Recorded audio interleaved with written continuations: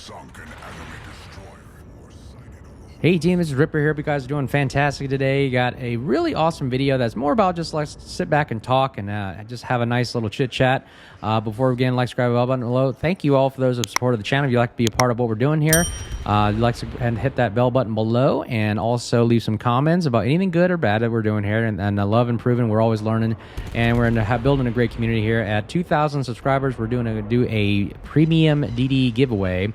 And we're really excited about that. But in the background video, just for your guys' situational awareness, it's the Illinois that I've been playing for a lot of ranked, a lot of clan battles. And honestly, I have to tell you, it's still the most powerful, if not almost. I'm not saying it is, but it's like almost borderline OP. But I have had more wins in the Illinois than I have any other ship in this game right now, especially for Tier 8, Tier 9, and clan battles. So yeah, just enjoy the video. Just observe the attacks silently. The build is at the end of the screen. But let's talk about the topic of today's video, which is, well, while I was playing a lot with clan battles on my team, we came up with a question that I had posed, and I actually started taking surveys, you know, amongst a lot of you guys and comments. But why do you guys keep coming back to this game? With all the negative press out there, a lot of the bad stuff that is being introduced to the game, a lot of negative factors, a lot of people aren't happy with, you know, it seems like there's a lot of negative vibes out there, right? Not saying there's all, I'm just saying there's some, maybe half 50-50, let's say. But a lot of the questions that I'm coming up with deal with this is, why do people still play the game then? If there's so much bad press out there or a lot of criticisms, why do people still come back and play this game?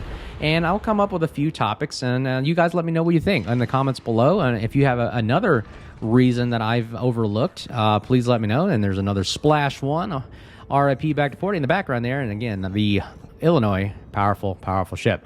But anyways, let's see. Well, the first one that I posed a question to was, why do you come back? And the first answer that I got was, I like the people I play with. Let's talk about that. So why do people like coming back to play with the players that are in the community? Well, quite honestly, for me personally, I enjoy a lot of the people that I play clan battles with ranked. I've noticed people are really friendly, and now I know there's a lot of videos online that are showing a lot of negative. Have you experienced negative people online? Absolutely. What game doesn't? But I would say for the most part, a lot of the game play and people that I've met are very, very friendly. I would say, I think they did a poll on the average age of viewership on my channel, and it's around the 30 to 40 to 50-year-old range, which is actually quite close to the range of people that play this game. And if you actually go online and look at the statistics, you can see Sea Lord, Mountbatten, Flamu, Trendlass, Flambass. They do a lot of the stats for me, so I'm not trying to repeat stuff they've already done. I just go off of their videos, check their videos out. They've got great sites. Potato Quality is another one.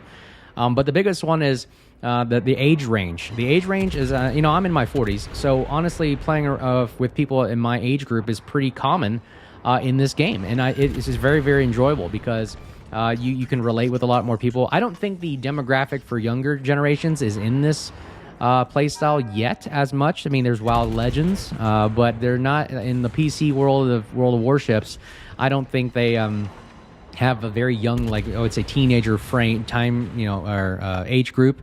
Majority of players I've seen are normally in the 30s, 40s, 50s, and 60s range.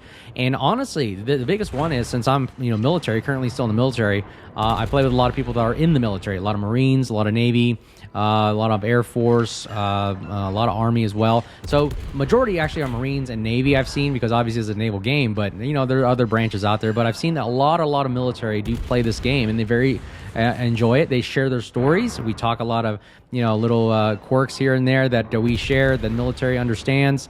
A lot of camaraderie is there. So that's one of the biggest parts that I've seen, and let me know what you think about that. A lot of my players in my clan actually say the same thing. They just come back because they enjoy the people they work with, and some people aren't in the military as well, but they just have something about them that is just really great to come back to, share a few laughs, have some great stories, and we're having a good time. The next one is I would say the attention to detail. The detail, the artistic level, the art department in this game is very, very phenomenal. I would say one of the best out there right now. The engine is a little lacking. I would say it's a little old. They've said that, I think in Sea Lord Mountbatten's video, that the game engine is back in the early 2000s, and it was bought by another company and so forth. You guys can look that up. But the game engine, although it's fairly old, which I think it could be updated, is still fairly good looking. I mean, look at the background here. Look at the ocean, the mountain frame, the time frames, the splashes. They're improving it all the time. So I do like the art department, the style. There's not many other games that have this kind of a world, that have, you know, military World War II and starting to, you know, branch out into the modern age of ships that are this accurate, and the level of gameplay more of an arcade-like style. Now, there are games out there that do simulations, like I've seen online, where guys are doing massive simulated battles, but those are massive, like almost flight sim games. This game is more of that artistic, you know, plug and play, really quick, get a game in for the first 5 or 10 minutes. For the level of detail it has for that style of gameplay is pretty awesome. And then the level of, you know, World War II detail and accuracy is really awesome as well, because not many other other games really do that to this level. I mean, I really enjoy it, and it keeps me coming back, because I'm always wondering, hey, what are they going to improve on next? The next one is, I like artillery games. I mean, what other games out there are more of that? Remember when I grew up, there was a game called Tanks, or Scorched Earth, or Tanks, where it was almost like Worms, where you got opposing sides where you're trying to figure out artillery. Like, if I launch it, this much power, this angle, will I hit the other opponent on the other side? And will I get a hit? Will I win? Look at this. This is the game is exactly kind of the similar idea, but we're actually moving around the map. You're actually seeing a lot of level of detail, and they're firing back at you real time.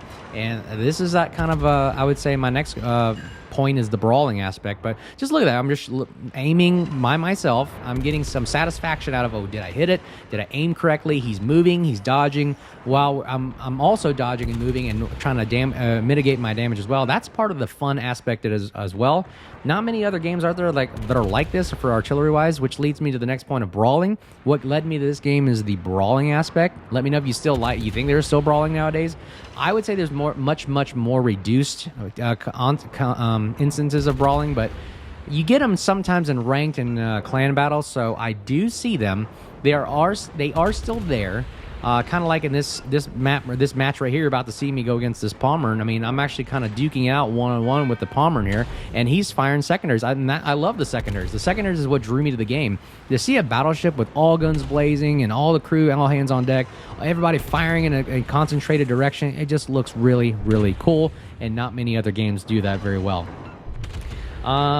I've already talked about there's not many other games out there like this. Let me know if you think that is different. Are there other games out there that compete with World of Warships that are that to this level? I mean, you have North American servers, European servers, you have Asian servers, you have tons of servers that play this game. There's still a lot of people that do play it, and they keep coming back. So, I mean, are there any other games out there that people are playing? I don't see them much on YouTube. Like, I know there's War Thunder and something else, some other big games that are like it, but I don't really hear much. But I do see a lot of videos of World of Warships, and a lot of player base and so forth, even though the player base is getting smaller and dwindling, I would say, but people keep coming back. And there's still I would say a group for this and demographic for this game. So let me know what you think about that.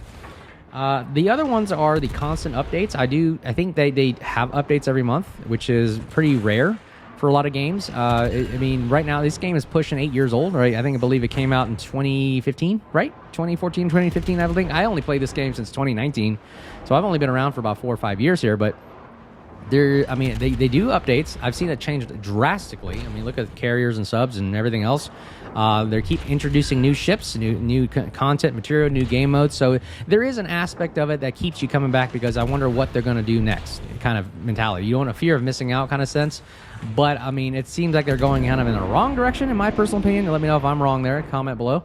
But I think that they're kind of introducing way too much all at once, like submarines and carriers, and now these new ships and new lines and new cruisers and destroyers and research bureau ships and steel ships, and so much currency nowadays. It's almost overwhelming for a new person that's just brand new to the game, that doesn't understand how the mechanics work and so forth. And let me know what you think there. I think that the reason why a lot of people come back is really because it's constantly updating. Not many games do update. Either they just come out with an outright brand new game, but this game is really one of the last games that's been still out there and survived this long that has new content. And the last one is the game strategy. I think this is one of the few games I see their teamwork and strategy happens in a very ballet-like manner, where it's slow, it's methodical, and you're actually communicating on Discord and figuring out where to position people, where to move, and it's slow. It's not like a Call of Duty run and gun, die and cut your head off. Although I do recommend that Wargaming adds Respawn, where they allow if you die, you can come back in the game and you're more focused on the objective rather than whoever is left alive. That's kind of more like that, the game modes on Call of Duty and Battlefield, where if you die, you're done and the last man standing kind of feel. So, hey, that's my thoughts of why people come back. Let me know if those are spot on or wrong. I mean, what do you guys think is going on out there? Like, subscribe, bell button below. Appreciate all the support. But yeah, what do you guys think? Why do you come back to this game? And we'll build another video on that as well. So, hope you guys are doing well. We'll talk to you guys soon. Cheers.